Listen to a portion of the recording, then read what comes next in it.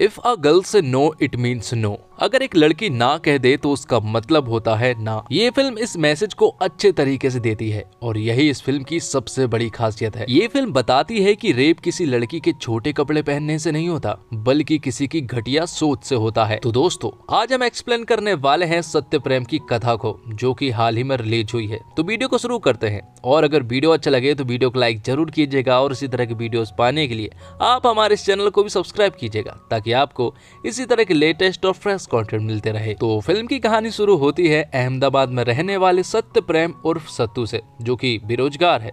LLB final year में fail होने के बाद वह फिलहाल घर पर ही अपने पापा मम्मी और अपनी बहन के साथ रहता है, और अपने सारे दोस्तों की शादी हो जाने के चलते सत्तू मोहल्ले का एक लौता कुंवारा लड़का है। नाम तो वैसे सत्य प्रेम है, लेकिन लोग प्यार से उसे सत्तू बुलाते हैं। बस कोई प्यार से बात नहीं करता। उसके घर के डायनामिक्स भी अलग हैं। वो और उसके पिता घर का काम संभालते हैं और माँ और बहन घर का खर्चा चलाते हैं। दरअसल उसकी माँ और बहन गरबे क्लासेस देती है, मतलब कि गरबा सिखाने का काम करती है। और फिल्म की शुरुआत से ही क्लियर हो जाता है कि सत्तू की सिर्फ एक ही तमन्ना है कि अब उसकी भी शादी हो जाए। रोजाना वो सिर्फ इसी बात के सपने देखता है। और ऐसा नहीं है कि सत्तू को कोई लड़की अभी तक पसंद नहीं आई। उसे एक लड़की पसंद आई थी। 1 साल पहले सत्तू जब एक जलसे में गया था तो वहाँ उसने पहली बार कथा को देखा था, और उसे देखते ही सत्तू को उससे पहली नजर वाला प्यार हो गया था और उसे कथा बहुत ही ज्यादा अच्छी लगी थी। यहाँ पर सत्तू ने कथा से बात करने की भी कोशिश की थी, पर बात शुरू होने से पहले ही कथा ने सत्तू को बता दिया था कि उसका एक बॉयफ्रेंड भी है जिसका नाम तपन है।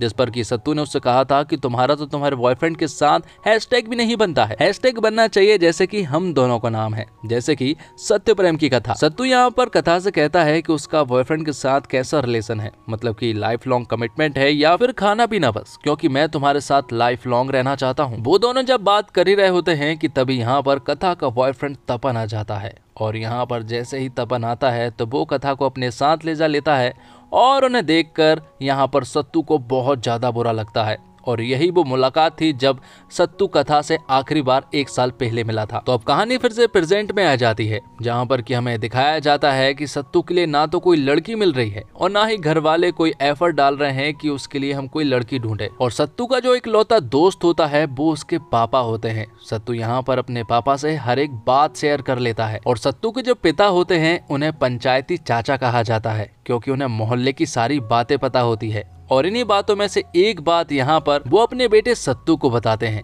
वो उससे कहते हैं कि कथा का अपने बॉयफ्रेंड तपन के साथ ब्रेकअप हो चुका है और अब वो पूरी तरह से सिंगल है। अब ये बात जानने के बाद सत्तू तुरंत ही जलसे में पहुंच जाता है, क्योंकि कथा हमेशा वहां पर परफॉर्म करती है, लेकिन इस बार कथा ने वहां पर परफॉर्म नहीं किया था। यहाँ पर सत्तू को कथा के पिता के द्वारा मालूम चलता है कि उसकी तबीयत खराब है, इसलिए वो अपने घर पर ही है। अब ये बात जानने के बाद सत्तू तुरंत ही कथा के घर पर पहुंच जाता है, क्योंकि वो उसे अपनी दिल की बात बताना चाहता था। अब जैसे ही सत्तू यहाँ पर कथा के घर पर पहुंचता है तो वो कथा को देखकर हैरान रह जाता है, क्योंकि कथा तब रो रही थी और उसने एक ब्लेड से अपनी कलाई की एक नस भी काट ली थी। तब सत्तू ज्यादा देर ना करते हुए कथा को तुरंत ही हॉस्पिटल ले जाता है। यहाँ पर सत्तू को बहुत ज्यादा बुरा लग रहा था, क्योंकि उसके बॉयफ्रेंड की वजह से ही ये सब कुछ हुआ है।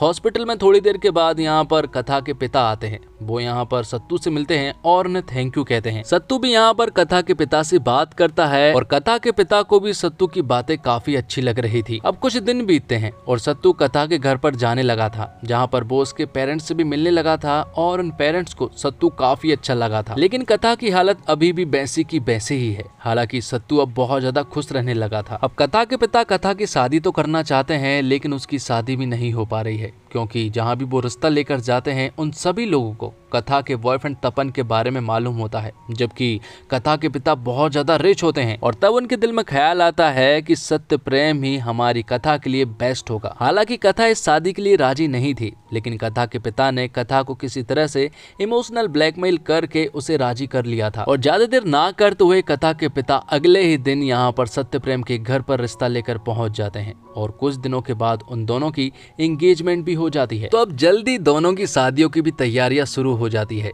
एक तरफ तो सत्तू की शादी की तैयारी में सत्तू बहुत ज्यादा खुश था, लेकिन दूसरी तरफ कथा यहाँ पर बिल्कुल भी खुश नहीं थी, क्योंकि उसकी मर्जी से यह शादी थोड़ी हो रही थी। वो तो अपने पिता के कहने पर ये शादी कर रही थी, उसकी मर्जी बिल्कुल भी नहीं है। लेकिन सत्तू इस शादी से बहुत ज्यादा खुश था, क्योंकि उसका तो ये सपना था कि वो कथा से शादी कर सके। और यहाँ पर फाइनली उन दोनों की शादी हो जाती है। अब अगले सीन में हम देखते हैं कि दोनों की फर्स्ट नाइट थी और पर्सनल रूम ना होने के कारण सत्तू को अपनी सुहागरात का अरेंजमेंट सत्तू की माँ के गरबे के स्टूडियो में की जाती है, जहाँ पर की फुल एसी थी। और फर्स्ट नाइट को सत्तू यहाँ पर कथा को बताता है कि वो अभी तक वर्जिन है, आज तक उसने किसी को टच भी नहीं किया, ना तो उसकी कभी कोई गर्लफ्रेंड बनी और ना ही उसने ऐसा कुछ किया है। और कथा यहाँ पर उससे कहती है कि आज वो बहुत थक गई है, इसलिए वो सोना चाहती है और वो सो जाती है। दोनों यहाँ पर सो तो जाते हैं, लेकिन रात को सत्तू अचानक से खर्राटे लेना शुरू कर देता है, जो कि उसकी आदत थी। लेकिन इन खर्राटों की वजह से कथा को नींद नहीं आ रही थी, इसलिए सत्तू को यहाँ से नीचे जाना पड़ता है अपने पिता के पास। और इसी तरह से कई सारे दिन बीत जाते हैं, जिससे ना तो सत्तू के खर्राटे बंद हो रहे थे और ना ही उसे कथा के साथ सोने का मौका मिल रहा था। लेकिन एक दिन फाइनली सत्तू यहाँ पर चाहता था कि वो कथा के साथ सोए, इसलिए वो कथा के नजदीक जाने की कोशिश करता है। लेकिन यहाँ पर कथा सत्तू को एक ऐसा कड़वा सच बताती है कि उसके आंखों से आंसू टपक जाते हैं। यहाँ पर कथा सत्तू को बताती है कि वो एसेक्सुअल है, मतलब कि इन लोगों में सेक्स करने की इच्छा कभी भी जाहिर नहीं होती है। और यहाँ पर कथा ने सत्तू को ये भी बताया था कि इसी कारण की वजह से मेरे बॉयफ्रेंड ने मेरे साथ ब्रेकअप किया था। इन सारी बातों का सत्तू को बहुत ज्यादा बुरा लगता है। तब वो अगले ही दिन कथा के पिता से मिलने के लिए चला जाता है और उन्हें इन सारी प्रॉब्लम्स के बारे में बताता है। लेकिन यहाँ पर कथा के पिता सत्तू से कहते हैं कि ये भी हो सकता है कि शायद कथा तुमसे झूठ बोल रही हो। कथा के पिता यहाँ पर सत्तू को समझाते हैं कि उसने आत्महत्या करने की कोशिश की थी, इससे तुम समझ सकते हो कि उसकी मानसिक स्थिति किस लेवल की होगी। कथा के पिता सत्तू से कहते हैं कि तुम्हें उसे कंफर्टेबल रखना चाहिए, ये सारी चीजें अपने आप ठीक हो जाएंगी। और तब से ही सत्तू यहाँ पर कथा का ख्याल रखना शुरू कर देता है। अब सत्तू कथा को समझने की कोशिश करने लगता है, साथ में उसके साथ काफी सारा टाइम भी स्पेंड करने लगा था। दोनों आपस में बात करते हैं और यहाँ पर सत्तू कथा से जो मन में आता है वो बोल देता है, बिना सोचे समझे, क्योंकि ये उसकी आदत है कि सच बोलने से पहले सोचा नहीं जाता। सत्तू यहाँ पर कथा से काफी अच्छी अच्छी बातें करता है और कहीं ना कहीं अब कथा को सत्तू भी पसंद आने लगा था। वो धीरे धीरे करके बहुत सारा टाइम स्पेंड करने लगे थे। और फिर एक दिन कथा चाहती है कि वो सत्तू को साथ सोए, इसलिए वो साथ सोते हैं। और कथा ने यहाँ पर सत्तू को ये भी बता दिया था कि वो एसेक्सुअल नहीं है। तब उनके बीच में फिर से नजदीकियां बढ़ने लगी थी। लेकिन अचानक से कथा को घबराहट होने लगती है और वो चिल्लाने लगती है कि ऐसा मत करो, जैसे कि मानो कोई उसका रेप कर रहा हो। और सत्तू ये सब कुछ खड़ा होकर देख रहा था। और सत्तू यहाँ पर कथा को देखकर समझ गया था कि उसकी हालत बिल्कुल भी ठीक नहीं है। वो समझ गया था कि पास्ट में जरूर कथा के साथ कुछ बहुत ज्यादा बुरा हुआ है और वो उसे बताना नहीं चाहती है। अब इन सब की वजह से सत्तू बहुत ज्यादा अपसेट रहने लगा था। तब अगले ही दिन सत्तू कथा के पिता के पास पहुंच जाता है और वो उनसे कहता है कि मुझे सिर्फ एक बात जाननी है कि आखिरकार कथा ने सुसाइड करने की कोशिश क्यों की थी। जिस पर कि कथा के पिता उससे कहते हैं कि अगर वो तेरे साथ नहीं रहना चाहती है तो उसे 2-4 थप्पड़ मार, वो लाइन पर आ जाएगी। लेकिन ये सुनने के बाद तो सत्तू का हाथ उठ जाता है। तब यहाँ पर कथा के पिता सत्तू को सारी सच्चाई बता देते हैं। वो उससे कहते हैं कि 1 साल पहले कथा प्रेग्नेंट हो चुकी थी, तपन ने उसे प्रेग्नेंट कर दिया था। लेकिन तपन इस बच्चे की जिम्मेदारी नहीं लेना चाहता था, इसलिए उसका अबॉर्शन कराया गया और इसी कारण के चलते कथा ने सुसाइड करने की कोशिश भी की थी। लेकिन कथा के पिता ने जो बताया उसमें भी सारी सच्चाई नहीं छुपी हुई थी, क्योंकि जिस तरह से कथा तड़पी थी वो तो तपन ही बता सकता है। इसलिए यहाँ पर सत्तू जो है वो दौड़ता हुआ तपन के ऑफिस पहुंच जाता है और उसे कुत्तों की तरह धोना शुरू कर देता है। सभी लोग उसे बचाने की काफी कोशिश करते हैं, लेकिन यहाँ पर सत्तू तपन को बहुत ज्यादा मारता है। इस वजह से सत्तू को जेल तो हो जाती है, लेकिन शाम को ही वो छूट जाता है और वापस अपने घर कथा के पास पहुंच जाता है। और कथा यहाँ पर सत्तू को रोते हुए सब कुछ सच सच बता देती है। वो उससे कहती है कि तपन के साथ वो एक डेट पर गई थी और वहां पर उसके साथ रेप हुआ था। वो उससे कहती है कि उसने कई बार उससे मना भी किया था, लेकिन वो नहीं माना और उसका रेप कर दिया गया। और इसी रेप के कारण वो प्रेग्नेंट हो गई थी और इस प्रेग्नेंट वाली बात को वो घर भी नहीं बताना चाहती थी, इसलिए उसने चुपचाप से अबॉर्शन करवा लिया। लेकिन एक डॉक्टर के द्वारा कथा के पिता को ये बात मालूम चल गई थी और तभी कथा ने सुसाइड करने की कोशिश भी की थी। और तब से ही वो किसी मर्द के आजू बाजू जाने में भी घबराती है, इसलिए वो तुम्हारे साथ इंटीमेट नहीं हो सकती। लेकिन सत्तू ने कथा को हर तरह से एक्सेप्ट कर लिया था। उसके पास जाने की उसे कोई भी जरूरत नहीं थी। वो उसे एक लंबे वेकेशन पर ले जाता है, जहाँ पर कि वो दोनों काफी इंजॉय करते हैं।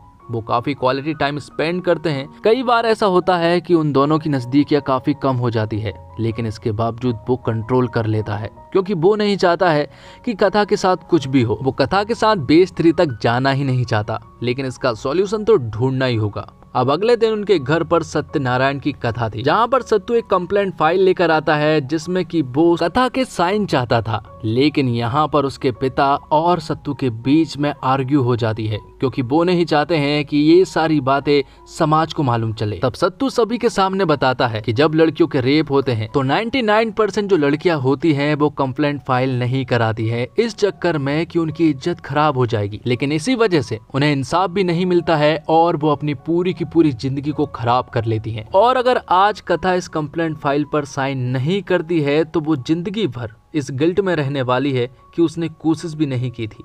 तब यहाँ पर कथा उस पर साइन कर देती है। यहाँ पर कथा सत्तू से ये भी कहती है कि उसके अंदर सुसाइड करने की हिम्मत तो थी, लेकिन इस पेपर पर साइन करने की हिम्मत नहीं थी। लेकिन आखिरकार कथा ने उस पेपर पर साइन कर दिया था। और फिर कुछ दिनों के बाद तपन के लिए एक अरेस्ट वारंट निकलता है और उसे सजा हो जाती है। तो दोस्तों, चाय अगर पूरी तरह नहीं पकती तो उसमें स्वाद नहीं आता, लेकिन अगर चाय ज्यादा पक जाए तो वह कड़वी हो जाती है।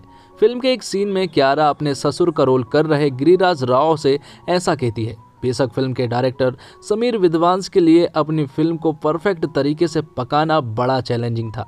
फिल्म ज्यादा पककर कड़वी ना हो जाए, इसलिए उन्होंने इसे धीमी आंच पर पकाने का सेफ ऑप्शन चुना। ऐसे में उनकी फिल्म कड़वी तो नहीं हुई और टेस्ट भी अच्छा आया, लेकिन पकने में ज्यादा समय लेने के कारण यह दर्शकों का इम्तिहान जरूर लेती है। डायरेक्टर समीर विद्वांस ने बेहतरीन कहानी पर शानदार फिल्म बनाई है, लेकिन फिल्म की कहानी कहीं कहीं धीमी पड़ जाती है। वहीं डायलॉग्स भी, कुछ गुजराती शब्द भी आपको समझने में दिक्कत हो सकती है। पहले हाफ में फिल्म आपका भरपूर मनोरंजन करती है और कहानी का प्लॉट भी सेट करती है, लेकिन सेकेंड हाफ में यह क्लाइमैक्स तक पहुंचने में उम्मीद से ज्यादा वक्त लेती है।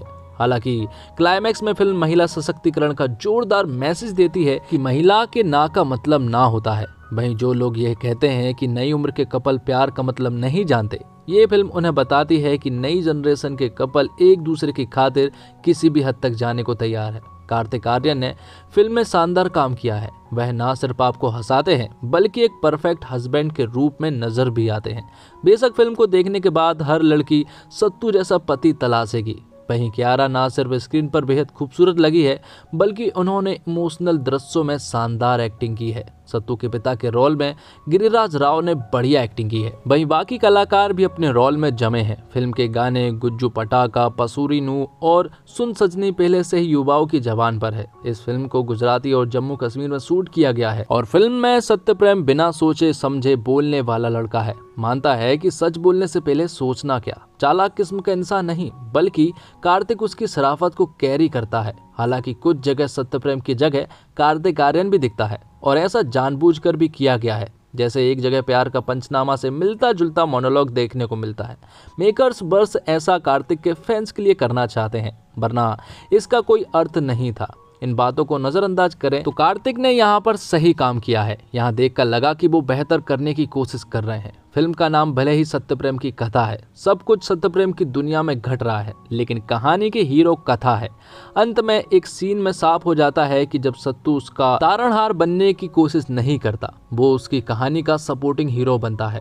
कथा बनी कियारा अपने कैरेक्टर को समझती है, कंट्रोल में दिखती है। जो इमोशन वो अपने हावभाव के जरिए दिखाती है वो आप तक पहुंचते हैं। कियारा सिर्फ कमर्शियल हीरोइन नहीं, डांस वगैरह भी सही कर लेती है, लेकिन इन सब के पार वो अच्छी एक्टर भी है। और फिल्म के सेकंड हाफ में तो एक मोमेंट पर आपको लगेगा कि कहानी खत्म हो गई अब बस, लेकिन फिल्म और आगे बढ़ती है। सेकंड हाफ ज्यादा इमोशनल है। कहानी की स्पीड ऐसी है जैसे धीमी आंच पर पकती खिचड़ी है, लेकिन जिस तरह के गंभीर विषय को ये कहानी ट्रीट कर रही है उसके लिए इसका धीमी आंच पर पकना बहुत जरूरी है। और एक्टिंग की बात करें तो कार्तिक आर्यन ने इस फिल्म में भी अपनी उसी ब्राइट स्माइल के साथ फुल ऑन एनर्जी में नजर आए हैं। लेकिन सेकंड हाफ में कार्तिक का ठहराव आपको अच्छा लगेगा।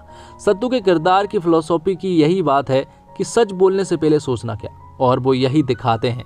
इस फिल्म को देखते हुए कार्तिक को देखने के बाद मुझे उनकी पिछली फिल्म जैसे प्यार का पंचनामा या सोनू की टिट्टू की स्वीटी याद आई और कह सकते हैं कि इस अकेली फिल्म ने उनके सारे पिछले पाप धो दिए। हालांकि कार्तिक आर्यन सत्यप्रेम की कथा से पहले आकाशवाणी जैसी फिल्म में भी कर चुके हैं जो ऐसे ही गंभीर विषय पर बात करती है। कार्तिक की ये फिल्म हमेशा उनकी फिल्मोग्राफी में चमकती हुई नजर आएगी। वहीं कियारा आडवाणी ने कथा के किरदार को बखूबी पर्दे पर उतारा है। उनकी आंखें आपको वो दर्द साफ दिखाती है जिसकी बात इस कहानी में कही गई है। कियारा अपने किरदार में खूबसूरत लगी है। गिरिराज राव और सुप्रिया पाठक हमेशा की तरह कन्विंसिंग लगे हैं। और सत्यप्रेम की कथा एक रोमांटिक फिल्म है जो महज रोमांस की नहीं बल्कि उससे आगे की बात करती है। बस इस कहानी को सामने रखते हुए इमोशंस का ज्यादा और मनोरंजन का कम इस्तेमाल है।